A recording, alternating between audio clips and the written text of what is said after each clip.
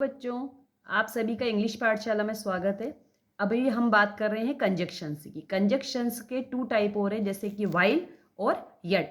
सबसे पहले हम देखेंगे वाइल। वाइल का उपयोग कैसे किया जाता है। वाइल का जब 2 कार्य एक साथ हो रहे हों तो ऐसे वाक्यों को जोड़ने के लिए, क्योंकि हम जानते हैं कंजक्शन से क्या है, संयोजक है, 2 वाक्यों को जोड़ते हैं। तो जब 2 काम एक साथ हो रहे हों तो ऐसे वाक्यों को जोड़ने के लिए हम वाइल का प्रयोग करते हैं। तो इसमें क्या होगा कि यदि वाक्य कंटिन्यूस टेंस में हो तो पहले वाक्य को पूरा लिख दो और दूसरे वाक्य को उसके वाइल लगाकर उसके बाद में उतार दो। ये मैं आपको एग्जांपल से समझा देती हूँ। अक्सर ये क्या होता है, कंटिन्यूस टेंस के पहले ही प्रयोग में आता है। जैसे I was working, she was sleeping, दोनों सेंटेंस है।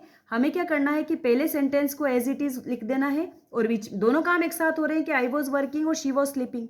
तो हमने क्या किया कि आई वॉज वर्किंग और यहाँ पे क्या लगा दिया, वाइल शी वॉज स्लीपिंग, कि जब मैं काम कर रहा था तब एक और कौन सा काम हो रहा था कि शी वॉज स्लीपिंग, वो सो रही थी।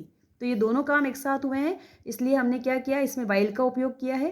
वाइल का उपयोग इसी तरह से करना है कि जो 2 सेंटेंस आपको दिए हुए हैं, पहले सेंटेंस को ऐसा का ऐसे लिख दीजिए, फिर उसमें वाइल लगाकर बीच में हमने संयोजक जोड़ दिया वाइल, और दूसरे वाक्य को ऐसा का ऐसे ही उतार दीजिए। इसी तरह से उपयोग होता है यट का।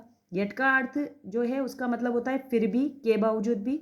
यट हमेशा विरोधाभास को दर्शाता है और यट का प्रयोग करना बट से ज़्यादा सही लगता है, या ज़्यादा इफेक्टिव होता है।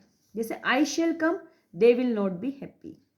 I shall come, they will not be happy. तो हमने पहला सेंटेंस आई शेल कम को ऐसा कैसे लिख दिया, बीच में क्या लगा दिया, यट, जैसे वाइल लगाया था, और दूसरा सेंटेंस भी ऐसा कैसे ही लिख दिया, I shall come yet they will not be happy.